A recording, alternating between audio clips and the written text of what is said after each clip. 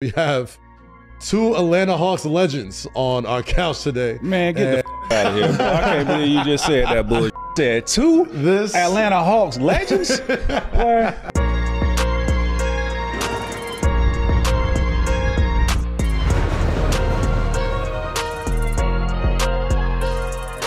Hi， 大家好，我是伦伦。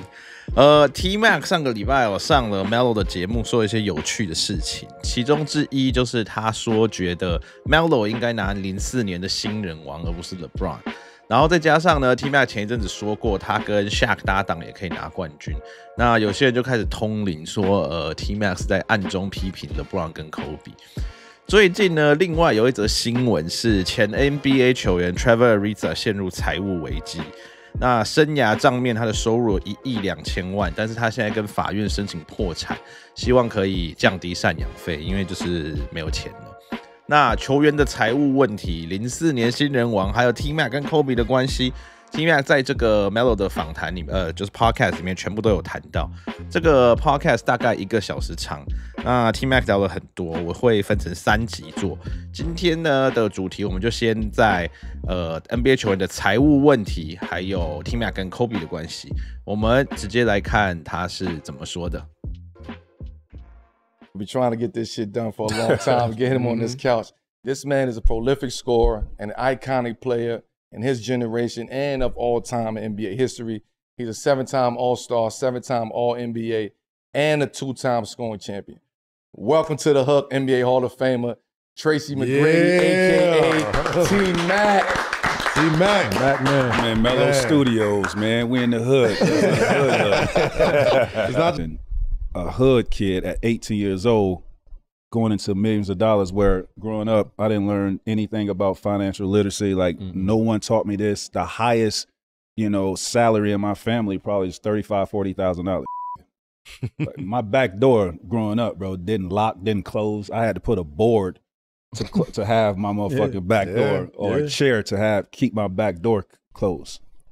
So you can only imagine a hood kid at 18 years old going into millions of dollars, where growing up, I didn't learn anything about financial literacy. Like, no one taught me this. The highest, salary in my family probably is $35,000, $40,000. You see what I'm saying? Had to raise myself in terms of mom going to work, grandma going to work. I got to get myself up as a kid to go to school, get myself dressed, food, walk to school, walk across major highways. This is at 8, 9 years old. Like, this is shit I was doing 10 years old. Yeah. So that was challenging for me. And then, coming into millions of dollars, sign a big contract with the Raptors, and then sign a big contract with Adidas. How you juggle all this shit, man? Yeah. How you do this at 18 years old, bro? How you maneuver through that? Like, that was the challenge for me. So I had good support system, but it was a challenging fucking time, bro. Yeah. To really maneuver through having that much money and where I came from. Just didn't know how to handle that. Yeah.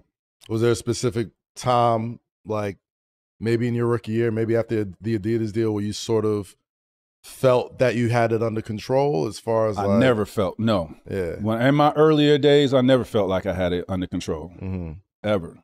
I was trying to control it the best way I possibly could, because I didn't have the knowledge. Right? I'm young. I didn't have the knowledge. I'm just maneuvering through this shit just by trial and error, just trying to figure it out as I go. But having Kobe at the time, right? I could pick up the phone, call Kobe, right? Because he's somebody that I leaned on, religiously at that time. Very intelligent person, right? He's very grounded. He comes from a 2-parent home. Like, his structure and my structure is totally 2 different structures. I needed to have that conversation and learn from him, who had the structure and had the intelligence to help me maneuver through this bullshit that I know nothing about. Right. So it was good that, we had the same agency. We both was Adidas guys at the time. But I could just pick up the phone and call my man and be like, yo, I'm struggling with this. What should I do? And he was, so gracious enough to give me the game And that was through our whole career.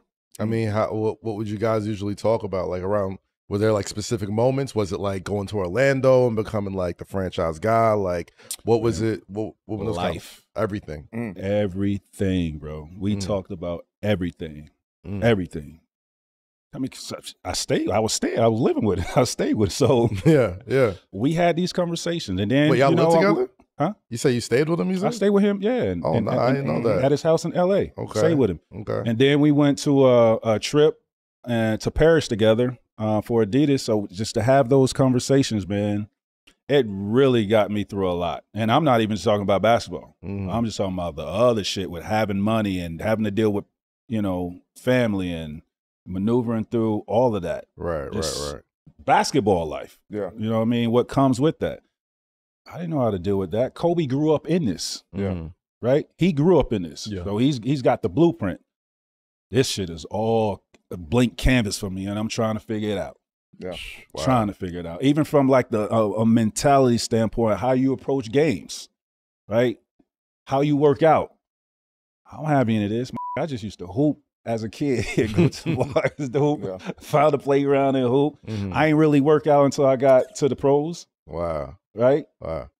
It was a lot that I had to learn and in that span of, my rookie year to when I got to Orlando, like that growth as a person and as a player, I've never seen anything like it. That's crazy to hear because I feel like the majority of my barbershop arguments around that time revolved around who was better, Kobe or T-Mac. You know what I mean? Like, especially when you raise your game to a franchise level, there was many barbershop battles between who was the better guard at that time. And, I think recently there's been a lot of conversations about like comments that, people were saying like, well, if I had Shaq or whatever as a teammate, like maybe my playoff success is a little different. Maybe, shit, it would have been. You see the people we play with. I think people forget that like there's a real relationship there too. Outside of the competitiveness that's that you a have as a brotherhood. player. That's a brotherhood that's there. different. Like there ain't just no friendship. Like that's a brotherhood. Like I call his mom my auntie, bro. You know what I mean? I call his mom and his dad my auntie and my uncle. Like that's and his sisters. Like that's family to me. But yeah, so it was.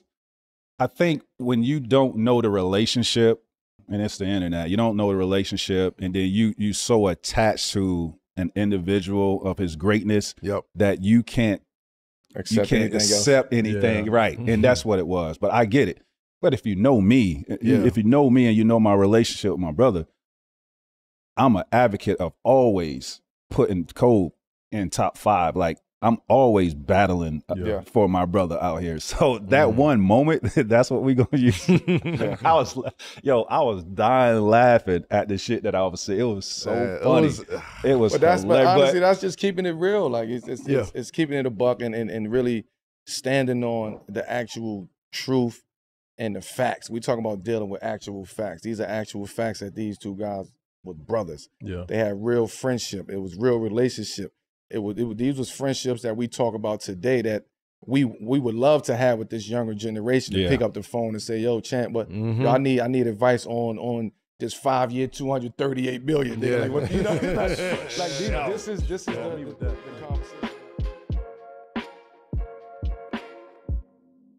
好，所以今天的影片中呢 ，T-Mac 分享他的自身经验。我觉得他差不多把大部分运动员退休后很快就会破产的原因都讲光了。年轻，你的定性本来就不足，然后出身贫苦，没有受过好的教育或者是财务观念。那你成名后，身边又环绕着一大群人，突然间你拿到了一笔非常大的钱，这些因素全部综合在一起，你想要不乱花钱都很难，而且。我觉得有一个重点是，当你突然致富以后，如果是突然的致富，很少人真的睿智跟有定性到帮以后打算。就是你想一下，你一辈子都过得很辛苦，然后突然有多到花不完的钱，你觉得你会花时间跟精力去学财富知识吗？还是就想说先爽再说，反正我钱这么多？那 T Mac 幸运的是，第一，他自己有自觉要去请教其他人，这个说起来很简单，但是做起来非常难哦。要知道自己的不足之处，不是每个人都做得到。第二 ，T Mac 很幸运，他有 Kobe 这个好兄弟。Kobe 是双亲家庭出身，然后他的爸爸也是篮球员，所以除了怎么样突然处理这个大笔的钱以外，这些其他的场下的作为专业篮球运动员要应付的，比如说媒体、经纪人、接商业活动，甚至跟球队的高层、教练管理相处等等这些非篮球类的事情。Kobe 都已经有经验了，因为自己的爸爸从小也是也是小篮球员嘛。那 Kobe 也愿意给 T Mac 建议。那第二点 ，T Mac 是澄清了，还有 Melo 也有帮他背书，说他跟 Kobe 的关系非常的好，他非常感恩 Kobe 以前照顾他。那我最喜欢的是，他还是有一说一。他说：“对啊，我跟 Kobe 关系很好啊，我不是在骂他，或是网络上这些人传的什么什么，我在批评他，我很感谢他。但是有一说一，我有 Shaq 也能拿冠军，季后赛成绩也会更好啊。这两个是独立事件，不相关的事。T Mac 任何人，包含 T Mac 有 Shaq 都能拿冠军，季后赛成绩也会更好，这是一个事实，不代表。”在批评或者说影射曾经跟 Shaq 同队的人，比如说 Kobe 或是谁 ，OK， 这两个是独立事件，不相关的事，不用加油添醋，整天通灵揣测别人的心态，谁又在说谁，谁又在批评谁什么。好，今天先到这边。T Mac 这个访谈，我觉得非常棒，他讲了好多很重要的事情，包含刚才讲的。怎么进联盟以后球员的心态，然后怎么处理事情，他跟 Kobe 的关系。另外，他还有讨论到，他现在T Mac 办了一个篮球联盟，他有讲到有可能会来台湾，他讲了有可能去海外发展，他讲了好几个地方，他讲中国、菲律宾，另外还有个地方是哪忘记了，那他有特别提到台湾，然后还有其他部分，他跟 Melo 一起讨论了怎么在 NBA。心态方面还有技巧方面，怎么样成为一个非常厉害的得分手？总之，这个访谈非常的棒。那这几天我会再继续整理一下，会陆续发出来。如果是你第一次到这个频道，我们是一个以访谈为主，还有讲故事为主的频道。如果你喜欢这支影片，希望你按下这个订阅，这样以后可以更容易找到我的影片。最后，希望大家正在有一个美好的夏天，还有一天。感谢大家一直以来的支持，我们下次见，拜拜。